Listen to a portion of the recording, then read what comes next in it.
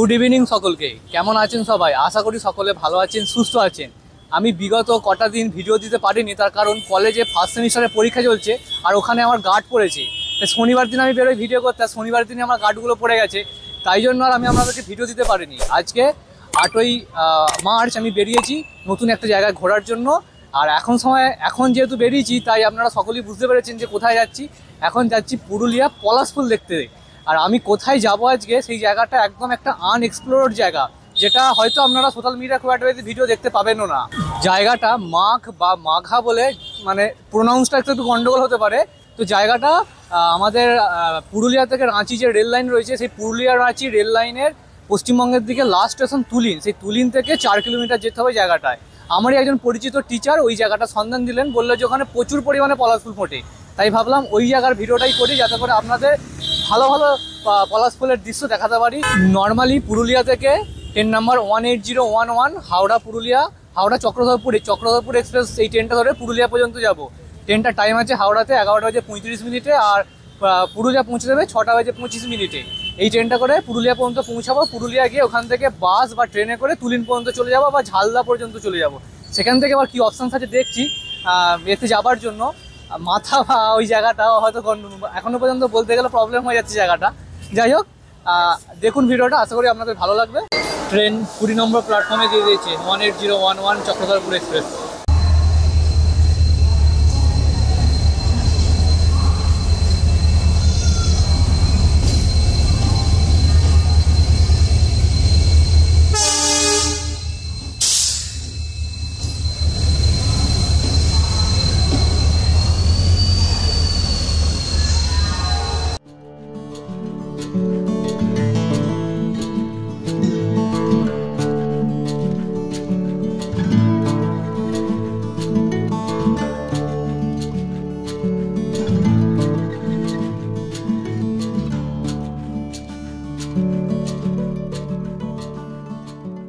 Good morning সকলকে। এখন finally এসে পৌঁছেছি পুরুলিয়া জংশনেতে। ট্রেন মোটামুটি আধ ঘন্টা লেটে পুরুলিয়া পৌঁছেছে। এবার এখান থেকে আমার নেক্সট গন্তব্য হচ্ছে ঝালিদা বা তুলিন, যেখানেই হোক না কেন, গাড়ি পাই না কেন সেখানেই চলে যাব। ট্রেনও রয়েছে তুলিন পর্যন্ত যাওয়ার জন্য, কিন্তু ট্রেন সমস্যা হচ্ছে গিয়ে আমাকে ফেরার ট্রেনের টিকিট নেই। আমাকে আগে বাস স্ট্যান্ডে যেতে হবে, বাসের টিকিট কাটতে হবে কলকাতা যাওয়ার। তারপরে এসে যদি টাইম থাকে, যদি ট্রেন যদি না চলে যায়, তাহলে ট্রেনে করে যাবো তুলিন, না হলে বাসে করে পুরুলিয়া বাস স্ট্যান্ড থেকে তুলিন পৌঁছাবো। চলুন আগে বাস স্ট্যান্ডে যাই, গিয়ে টিকিটটা কাটি, তারপর আমি আপনাদের সাথে ইনফরমেশনগুলো ভাগ করছি যে আমি কীভাবে যাচ্ছি, বা আপনারাও যখন আসবেন আপনারা কীভাবে যাবেন। এই হচ্ছে পুরুলিয়া বাস স্ট্যান্ড, এখান থেকে যাবো ঝালিদা পর্যন্ত। আর এখান থেকে কলকাতায় আবার বাসের টিকিটটা কেটে নিয়েছি আজকে রাত্রিবেলা 9:10 রাহুল ট্রাভেলসের বাস। আর দেখি কোন বাসটা ঝালিদা যাচ্ছে, সেই বাসটা করে ঝালিদা পর্যন্ত চলে যাবো, ওখান থেকে তুলিন।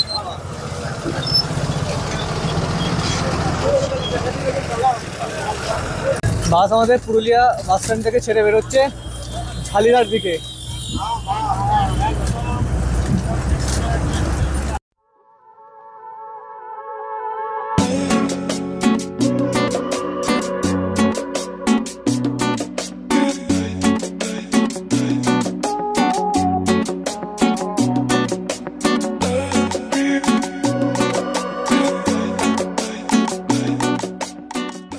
এটা হচ্ছে ঝালদা বাস স্ট্যান্ড।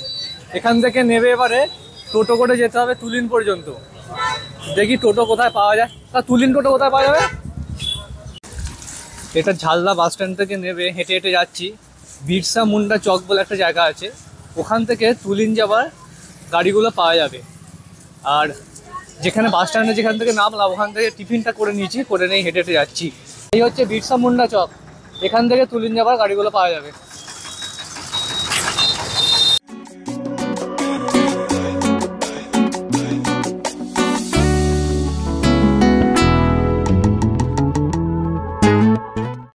এই ঝালিদা থেকে তুলিন যাওয়ার পথে রাস্তা সৌন্দর্যটা একবার দেখুন। যে জায়গায় আমি আপনাদেরকে নিয়ে যাব, তার আগেই পলাশের বাগানে ভর্তি। রাস্তার দুদিকে যেদিকে চোখ যাচ্ছে সেদিকেই শুধু পলাশ আর পলাশ।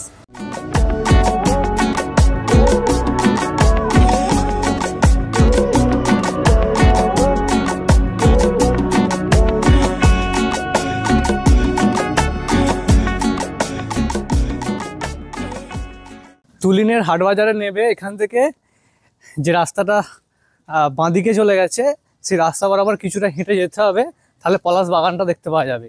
কোনো টোটো পাইনি, তাই কাজেই পায়ে হেঁটেই চলে যাচ্ছি সেই বাগানটা পর্যন্ত। ফ্যান্টাস্টিক লাগছে দেখুন, অসম্ভব সুন্দর দেখতে লাগছে।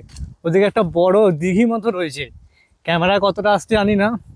আর এই সামনে এরকম কালো রাস্তা চলে গিয়েছে, একদম সামনে যতদূর চোখ যাচ্ছে শুধু সোজা রাস্তা বেরিয়ে গেছে। আর এদিকে ছোটো ছোটো পলাশ গাছগুলো দেখতে পাওয়া যাচ্ছে, আর তার পিছনে পাহাড়গুলো একদম ছবির মতো সুন্দর। দারুণ দারুণ লাগছে। শুধু একটু টোটো পেয়ে গেলেই সুবিধা হতো, এত গরমেতে পায়ে হেঁটে যেতে হচ্ছে। 2 কিলোমিটারের মতো রাস্তা পায়ে হেঁটে চলে এসেছি, আর 2 কিলোমিটার রয়েছে, আর পৌঁছে যাবো তাহলে সেই জায়গাটাতে।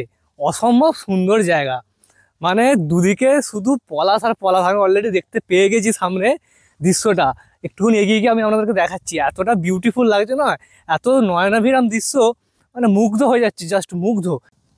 এই দিকটাতে দেখুন, যতদূর চোখ যাচ্ছে না শুধু লালে লাল হয়ে আছে। দেখুন কতটা দেখতে পাচ্ছেন ভালো করে বুঝতে পারছি না, খালি চোখে তো একদম অসাধারণ লাগছে। এই যে জায়গাটা রয়েছে এখানটাতে সম্পূর্ণ একদম পুরো জায়গাটাই পলাশ। একটু ওপরটায় উঠলে, পাহাড়টা যে রয়েছে পাহাড়টা একটু ওপরটায় উঠলে আরো ভালো দৃশ্য আপনাদের দেখাবো। এই দেখুন এরকম গ্রামের রাস্তা চলে গেছে, কি সুন্দর লাগছে, মানে যত দেখছি আমি ততই এক্সাইট হয়ে যাচ্ছি।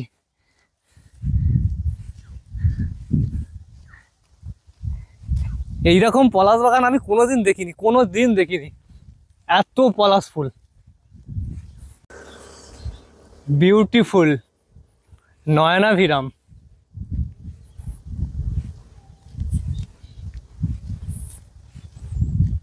শুধু লাল আর লাল, শুধু লাল আর লাল। এখানে দেখুন রাস্তাটা কাঁচা রাস্তা শুরু হয়ে গেছে আবার, আর এদিকটাতে রাস্তার দুদিকটাতে পুরো ভরপুর লাল। আমি যতটা পারছি আপনাদের দৃশ্যটা তুলে ধরার চেষ্টা করছি, যাতে করে আপনাদের দেখতে ভালো লাগে এবং পরে আপনারা এই জায়গাটা একটা আসার জন্য একটা প্ল্যান তৈরি করতে পারেন ঠিকঠাক।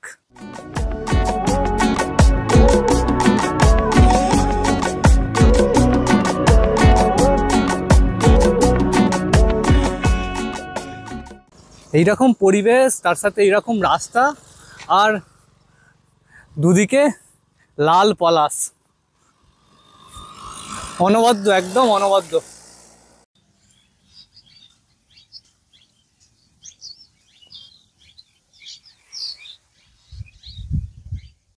চলুন এটা দিয়ে একটু উঠে গিয়ে দেখি।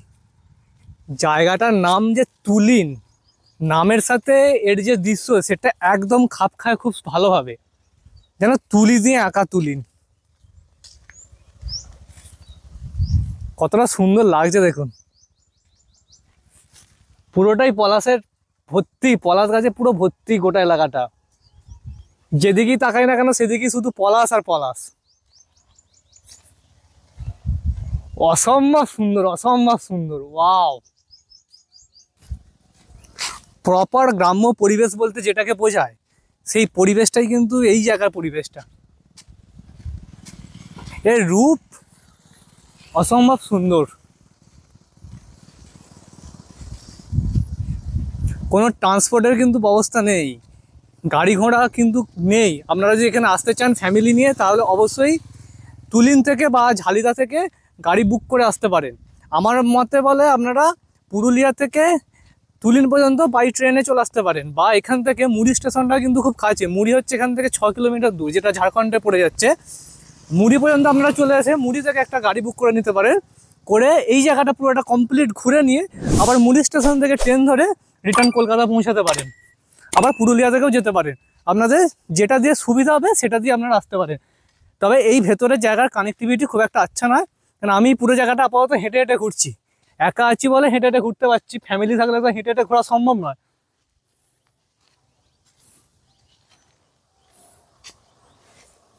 এই জায়গাটা অ্যাকচুয়ালি আনএক্সপ্লোর একটা জায়গা।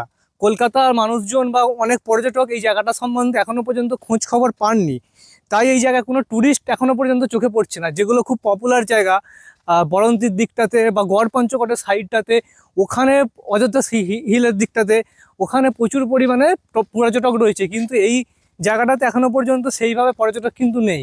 খুব কম পর্যটকই এখানে এসছে, আবার খুব কম মানে নেই বললেই চলে। আর এইখানেতে আপনারা যদি আসেন তাহলে আমি অবশ্যই সাজেস্ট করবো আপনাদেরকে, আপনারা বাড়ি থেকে শুকনো খাবার এখানে ক্যারি করবেন, কেননা এখানে সেইভাবে কোনো খাবারের হোটেলও আমি দেখতে পেলাম না, দেখতে পেলাম না কেন এখানে নেই, মানে এতটাই ইন্টেরিয়ার। তো এখানকার লোকজন কিন্তু খুব ভালো। আমি হেঁটে হেঁটে যাচ্ছি, আমাকে প্রতিটা দাদা এসে জিজ্ঞেস করছে যাবে তুই উঠে পড়ো, আমি ছেড়ে দিচ্ছি। আর জায়গাটা এখানটা দেখুন, যে জন্য আমি দাঁড়ালাম।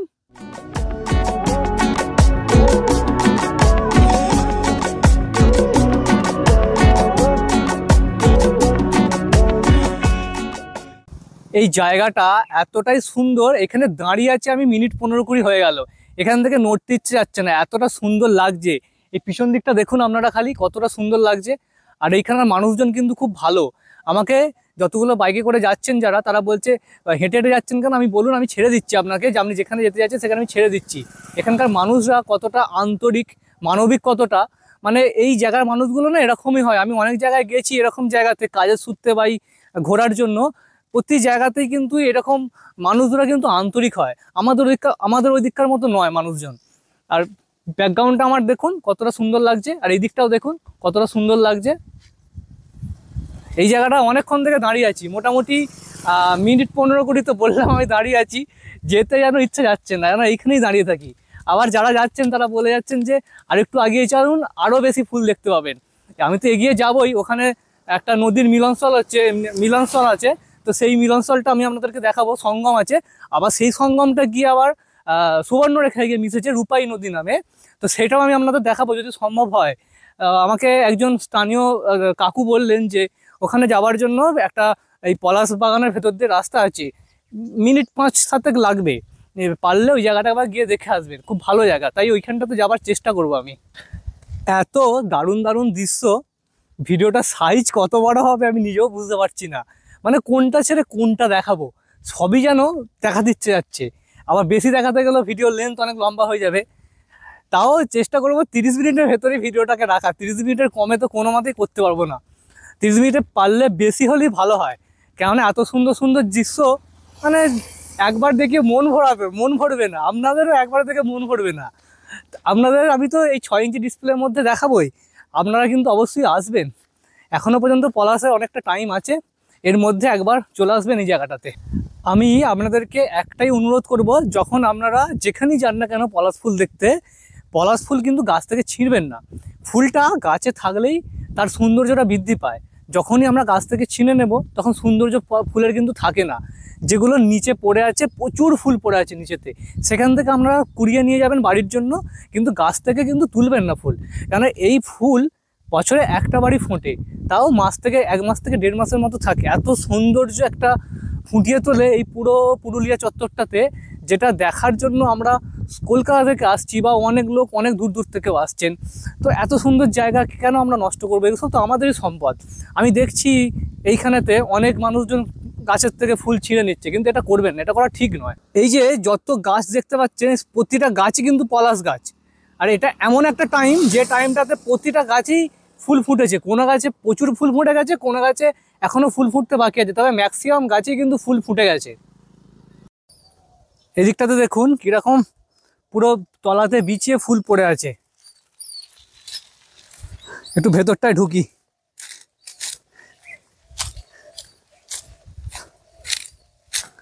এই দেখুন অসম্ভব সুন্দর লাগছে। কোথায় এসে পড়েছি, একদম নয়নাভিরাম, চোখের শান্তি, মনের শান্তি, সব দিকের শান্তি, সব দুঃখ কষ্ট একদম ভুলে যেতে হবে এই সুন্দর রূপ দেখলে প্রকৃতির।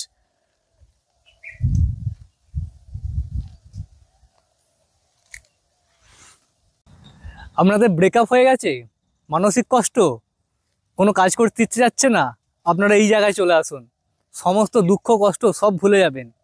ব্রেকআপ আবার কি জিনিস ভাই, এখানে আসুন, প্রকৃতিকে অনুভব করুন, এত সুন্দর দৃশ্য দেখুন, আর মনকে সম্পূর্ণ পরিপূর্ণ করে নিয়ে আবার ফিরে যান, নিজের কাজে নিজে মন্দিনকে। অসম্ভব সুন্দর লাগছে, অসম্ভব সুন্দর। জোকসে পার্ট, এই পার্টটা কিন্তু জোকস করলাম, হ্যাঁ, এটা কিন্তু সিরিয়াসলি কেউ নেবেন না। Fantastic fantastic, just just wow, just wow. আমার কথা জড়িয়ে যাচ্ছে, এত এক্সাইটমেন্ট হয়ে গেছি আমি। আপনাদের যে ব্রিজটার কথা বলছিলাম, যেখানে দুটো নদী মিলস্থান, সেটাই হচ্ছে এই ব্রিজটা। এখান পর্যন্ত আমি টোটো করে আসবো বলেছিলাম, আর ফেরার সময় হেঁটে হেঁটে যাবো ভেবেছিলাম, কিন্তু কিছু না পাওয়ার জন্য গোটাটাই হেঁটে হেঁটে আসতে হলো, আবার ফেরার সময় গোটাটাই হেঁটে হেঁটে ফিরতে হবে। তবে একটা ভরসা আছে, যে দাদাগুলোকে দেখা হয়েছিল, সেই দাদাগুলো বলেছিল আমাকে এখান থেকে নিয়ে যাবে। দেখি, ওদের জন্য একটু ওয়েট করব।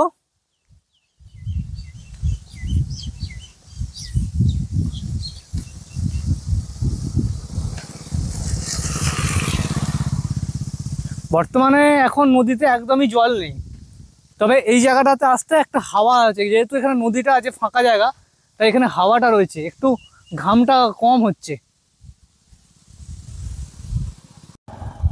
এই যে এই জায়গাটা হচ্ছে দুটো নদীর মিলনস্থল, এইটা হচ্ছে সালদোহা নদী আর এইটা হচ্ছে রূপাই নদী। এই দুটো নদী এইখানে এসে মিশছে। এখন যেহেতু জল নেই তাই কিছু বোঝা যাচ্ছে না। এইটা সালদোহা নদী, এইটা রূপাই নদী, দুটো নদী মিলিত হয়ে এইদিকে রূপাই নামে প্রবাহিত হয়েছে। এই যে রূপাই নামে প্রবাহিত হয়ে একদম চলে গিয়েছে সুবর্ণরেখাতে, ওখানে সুবর্ণরেখা আছে, সুবর্ণরেখায় গিয়ে মিশেছে। আর নদী তো বলে কিছু নেই, একদম করুণ অবস্থা, কোনো জল টল কিচ্ছু নেই। কিছু মানুষ ওখানে স্নান করছে অল্প একটু জলে। আর এখান থেকে তো দারুণ বেসিক্যালি ভিউ, হাওয়াও আছে এখানটা, খুব সুন্দর, হেভি সুন্দর দেখতে লাগছে, হেভি সুন্দর। ওখানে একটা বড় টিলা দেখতে পাওয়া যাচ্ছে। দাঁড়ান, ওদেরকে জিজ্ঞাসা করি এখান থেকে সুবর্ণরেখা যাওয়া যাবে নাকি। বলছি দাদা, এখান থেকে সুবর্ণরেখা নদীতে যাওয়া যাবে? কোনটা দিয়ে রাস্তা? এই নদীতেই? কতক্ষণ লাগবে? কোনখানটা দিয়ে যাবো, কোন দিকটা দিয়ে? আচ্ছা আচ্ছা আচ্ছা, ঠিক আছে ঠিক আছে, হ্যাঁ। এই নদীটার মিলনস্থলে যাবো বলে নদী খাদ দিয়ে হেঁটে হেঁটে সুবর্ণরেখা পর্যন্ত যাব। ওই দাদাটাকে জিজ্ঞেস করলাম, দেখলে উনি বললেন এটা দিয়ে যাওয়ার জন্য, তো এটা দিয়ে নেবে এবার হেঁটে হেঁটে যাবো সুবর্ণরেখা নদীতে। ভিডিওটার দৈর্ঘ্য বড় হয়ে যাওয়ার জন্য দুটি পার্টে ভিডিওটাকে বিভক্ত করলাম। পরের পর্বটিতে পলাশের জঙ্গল, সুবর্ণরেখা নদী এবং সাধারণ মানুষদের সঙ্গে বিভিন্ন কথাবার্তা তুলে ধরলাম।